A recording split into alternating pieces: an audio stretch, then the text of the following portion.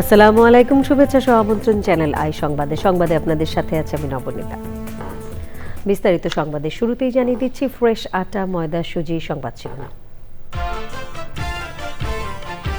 চট্টগ্রামে নির্বাচনী প্রচারণায় সন্ত্রাসীদের গুলিতে বিএনপির এমপি প্রার্থী এরশাদুল্লাহ আহত, এক কর্মী নিহত। অবাধ সুষ্ঠু নির্বাচনের মধ্য দিয়ে ব্যারাকে ফিরতে চায় সেনাবাহিনী, বলল সেনা সদর। ভোটের পর দেশে স্থিতিশীলতার আশা।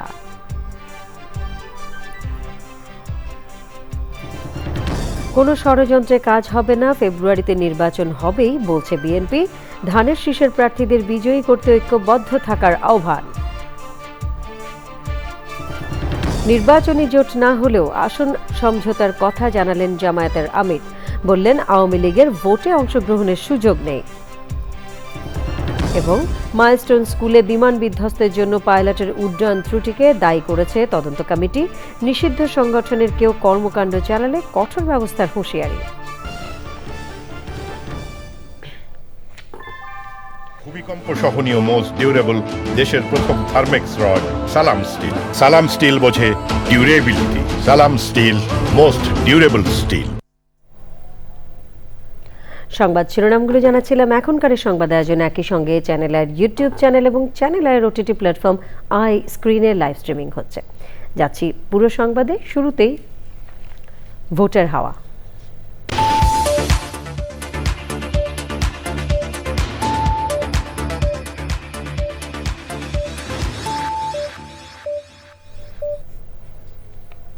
চট্টগ্রাম শহরের বায়েজিদ বোস্তামি এলাকায় বিএনপির এমপি প্রার্থী এরশাদুল্লাহর নির্বাচনী প্রচারণায় সন্ত্রাসীদের গুলিতে সরোয়ার বাবলা নামের বিএনপির এক কর্মী নিহত হয়েছেন।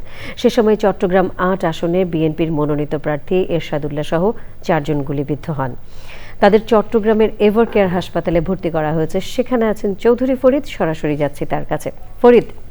ফরিদ, আহতদের অবস্থা এবং চট্টগ্রামের এখনকার পরিস্থিতি আমাদের জানান।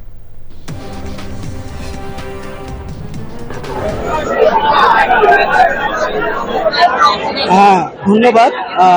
আমি এখন এভার কেয়ার হাসপাতালে আছি। আপনারা দেখতে পাচ্ছেন আমার পেছনে এখানে হাজার হাজার বিএনপির নেতা কর্মী এখানে ভিড় জমাচ্ছেন। সন্ধ্যার পর নামাজের পরে চট্টগ্রামের ৮ আসনের বিএনপি প্রার্থী এরশাদুল্লাহ যে চালিতাতলির খন্দকারপাড়া এলাকায় মসজিদের পাশে উনি গণসংযোগ করছিল। এই সময়ের মধ্যে সন্ত্রাসীরা গুলি করে, এতে সরোয়ার বাবলা নামে একজন নিহত হয়েছে। আহত হয়েছে আমাদের যে ৮ আসনের বিএনপি মনোনীত প্রার্থী মহানগর বিএনপির সভাপতি এরশাদুল্লাহ। উনি এখন এখানে এভার কেয়ার হাসপাতালের ভেতরে আছে, ওনাকে অপারেশন করা হচ্ছে। এখন আমরা যতটুকু জেনেছি এখানে বিএনপি নেতৃবৃন্দ ওনাকে দেখতে গিয়েছেন। উনি বলছেন যে আশঙ্কা মুক্ত আছেন উনি। এছাড়াও যে সরোয়ার বাবলা যে নিহত হয়েছে তারও মরদেহ এখানে আছে। এখানে বিএনপির বিভিন্ন স্তরের নেতা কর্মীরা এখানে উপস্থিত হয়েছেন, কেন্দ্রীয় নেতারা এখানে উপস্থিত হয়েছেন। আপনারা আমাদের পেছনে দেখতে পাচ্ছেন এখানে অনেক চতুর্দিকে শুধু বিএনপি নেতা কর্মীদের ভিড়। অনেকেই মিছিল করছেন। এই ঘটনায় যারা জড়িত তাদেরকে দ্রুত গ্রেপ্তারের দাবি জানিয়েছেন এবং তারা বলছেন যে এটা সামনের নির্বাচনে বানচাল করার জন্য কোনো ষড়যন্ত্র কিনা সেটাও তারা সরকারকে খতিয়ে দেখার জন্য বলেছেন। এই হলো চট্টগ্রামের এভার কেয়ার হাসপাতালের সামনে থেকে সর্বশেষ। ফরিদ, ধন্যবাদ আপনাকে। অবাধ ও সুষ্ঠু নির্বাচনের মধ্য দিয়ে সেনাবাহিনী ব্যারাকে ফেরত যেতে চায় বলে জানিয়েছে সেনা সদর।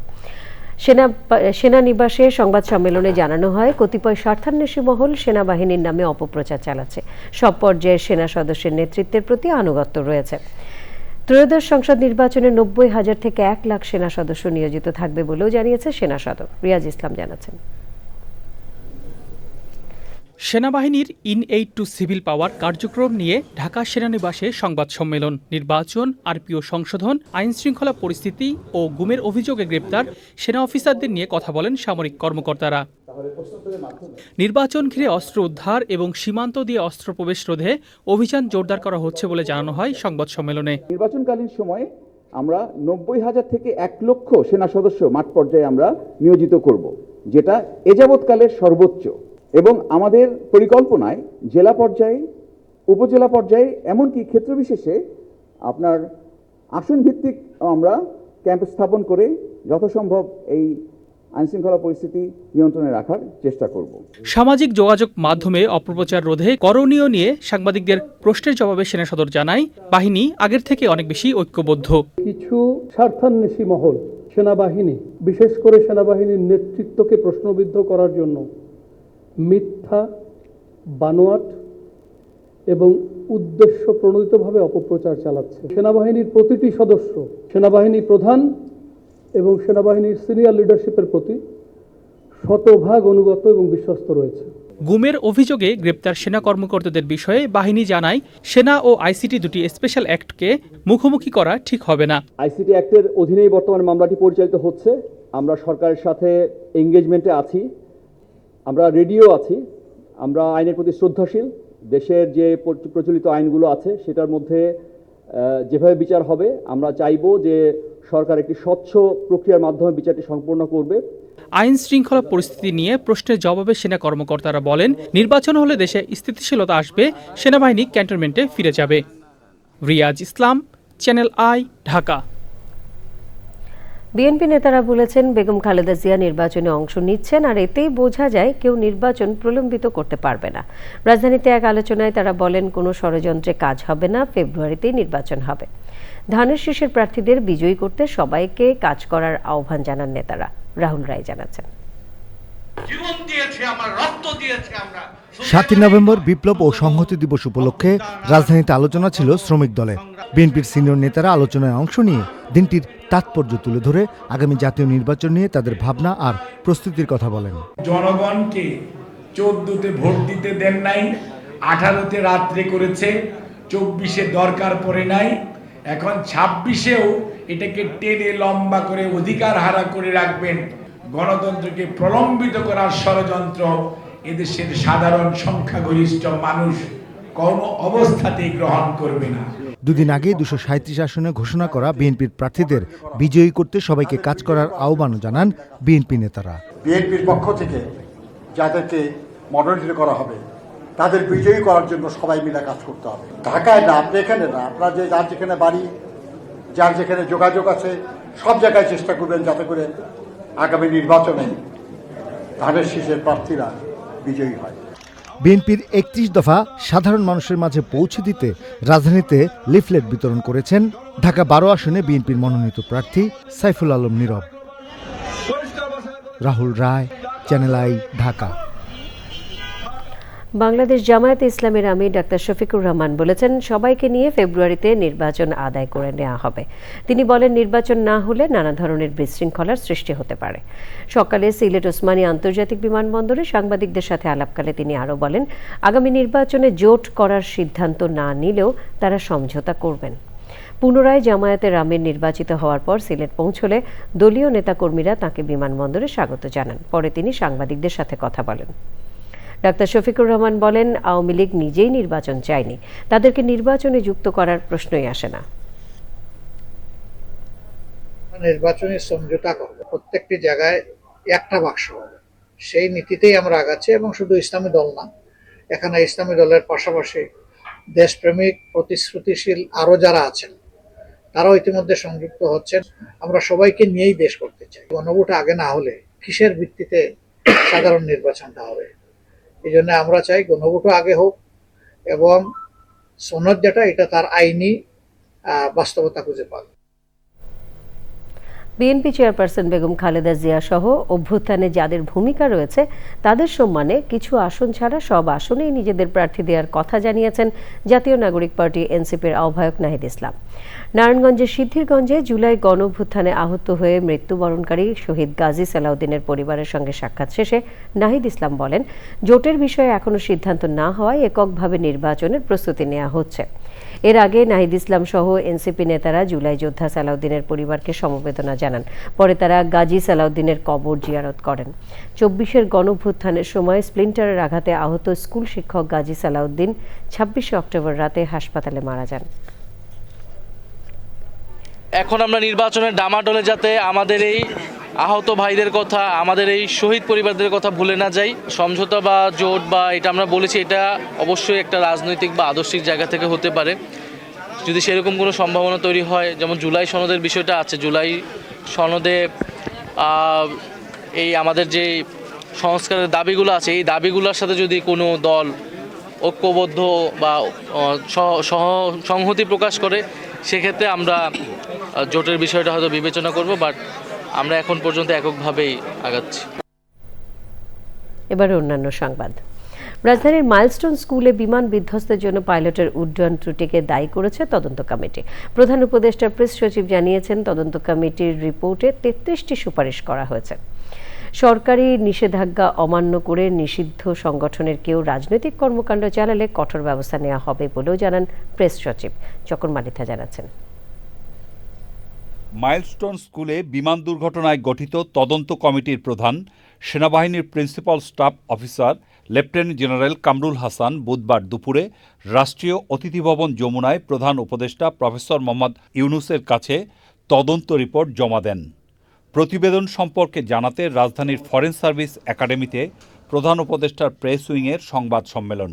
পাইলটের উড্ডয়নের ত্রুটির জন্য এই দুর্ঘটনা ঘটেছে। ট্রেনিংয়ের সময় উনি যখন ফ্লাই করছিলেন পরিস্থিতি তার আয়ত্তের বাইরে চলে যায়, এটা হচ্ছে কনক্লুশন। তারা 33টা রিকমেন্ডেশন করেছেন। প্রধান যে রিকমেন্ডেশন সেটা হচ্ছে জননিরাপত্তার স্বার্থে এখন থেকে এয়ারফোর্সের সকল ইনিশিয়াল ট্রেনিং ঢাকার বাইরে পরিচালিত হবে।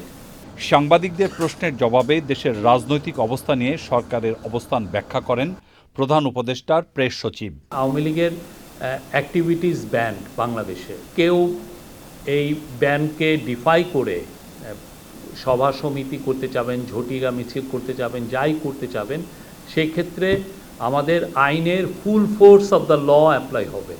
এই জায়গায় এই গভর্নমেন্ট 1 ইঞ্চি কাউকে ছাড় দেওয়া হবে না। কেউ যদি এটাকে এই উদ্বুদ্ধ হয়ে একজন খুনি ফ্যাসিস্ট লিডারের দ্বারা উদ্বুদ্ধ হয়ে কেউ যদি ঝটিকা মিছিল করেন তাকে আইনের আওতায় আনা হবে। এবং এই ব্যাপারে আমাদের আইন শৃঙ্খলা বাহিনীকে খুব ভালোভাবে নির্দেশনা দেওয়া হয়েছে। সংবাদ সম্মেলনে জানানো হয়, চট্টগ্রাম শহরের জলবদ্ধতা নিয়ে উচ্চ পর্যায়ের মিটিং করেছেন প্রধান উপদেষ্টা। চকর মালিথা, চ্যানেল আই, ঢাকা। এরই সাথে সংবাদে নিয়ে নিচ্ছি বিরতি। আর বিরতির পর অন্যান্য সংবাদের সাথে জানিয়ে ফিরব। আপনারা দেখছেন চ্যানেল আই সংবাদ। এবারে আমিন জুয়েলার্স আন্তর্জাতিক সংবাদ।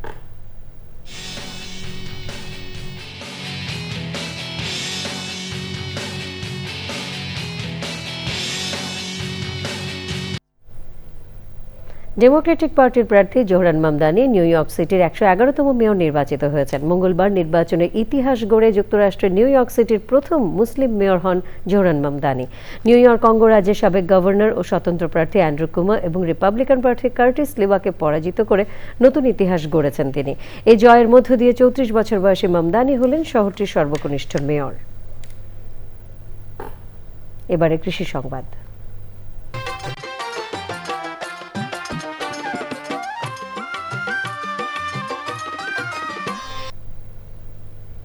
মেহেরপুরে কলা চাষে বিপর্যয় দেখা দিয়েছে। জেলার বিভিন্ন এলাকায় এক অজানা রোগে মাঠের পর মাঠ কলা পরিপক্ক হওয়ার আগেই পেকে ফেটে নষ্ট হয়ে যাচ্ছে। কোনো প্রযুক্তিই কাজে আসছে না। কৃষি বিভাগ বলছে অতিরিক্ত সার প্রয়োগের কারণে এই পরিস্থিতি। এবারে প্রকৃতি সংবাদ।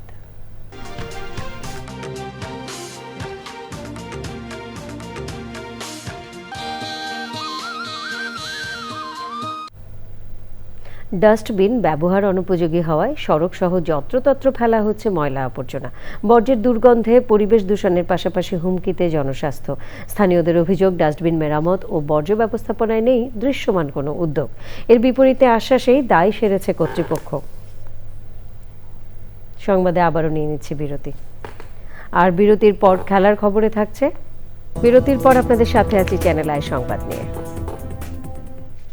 এবারে খেলার খবর।